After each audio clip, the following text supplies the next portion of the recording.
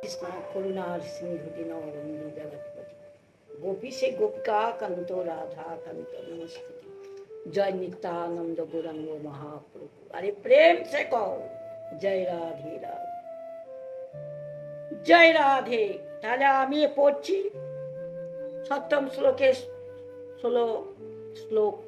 চতুর্বিধ ভজন্তে মাংজনা সুকৃতি অর্জুন আত্মজিজ্ঞাসুরার্থিং জ্ঞানী চ ভরতবর্ষ। এই ভরতকুল শ্রেষ্ঠ অর্জুনকে উত্তম কর্মকারী আধ্যাত্মিক জিজ্ঞাসু জ্ঞানী 4 প্রকার ভক্তের কথা বলা হয়েছে। তাই 4 প্রকার ভক্তের কথা আমি আগে পড়লাম, আবার পড়ছি। তাহলে আত্মভক্তের লক্ষণ কি? যিনি শারীরিক মানসিক শোক বিপদ শত্রু ভয় রোগ অপমান চোর ডাকাত আত্মতায়ী হিংস্র জন্তুর আক্রমণে ভয় থেকে মুক্তি লাভের জন্য পূর্ণ বিশ্বাস সহ শ্রী ভগবানকে শ্রদ্ধা সহ ভগবানকে ডাকেন, তাকে আত্মতায়ী বলা হয়। জয় রাধে, জয় কৃষ্ণ। আত্মভক্তের মধ্যে গজরাজ জরাসন্ধের বন্দী রাজা গণ প্রভৃতি অনেকে ধরা হয়, কিন্তু মুখ্যত সতী দ্রৌপদীর নাম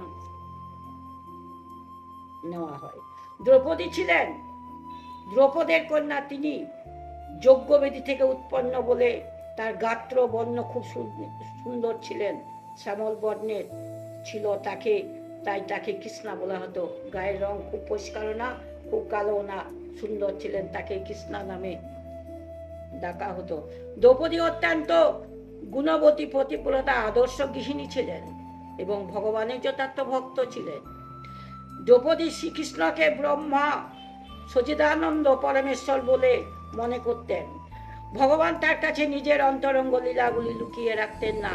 যে বৃন্দাবনে পবিত্র গোপী প্রেমের দিব্য কথা গোপ নারীদের প্রতি পুত্ররাও জানতেন না, দ্রৌপদী সেই সব লীলা কথা জানতেন। তাই চিত হরণের সময় দ্রৌপদী ভগবানকে গোপী জনপ্রিয় বলে ডেকেছিলেন। দুষ্ট দুঃশাসন যখন দুর্যোধনের নির্দেশে এক বস্ত্র পরিহিতা দ্রৌপদীকে সভায় এনে সবলে তার বস্ত্র আকর্ষণ করলেন, তখন কারু কাছে কোনো সাহায্য না পেয়ে দ্রৌপদী নিজেকে অসহায় ভেবে তার পরম সহায় সখাকে, পরম বন্ধু পরমাত্র ভগবানকে শ্রীকৃষ্ণকে স্মরণ করলেন। তার দৃঢ় বিশ্বাস ছিল যে স্মরণ করা মাত্রই ভগবান নিশ্চয় আসবেন। তার কাতর আহ্বান শুনে তিনি থাকতে পারলেন না। দ্রৌপদী ভগবানকে স্মরণ করলেন, করে বললেন, হরে কৃষ্ণ কৃষ্ণ কৃষ্ণ হরে হরে, হরে রাম রাম রাম হরে হরে।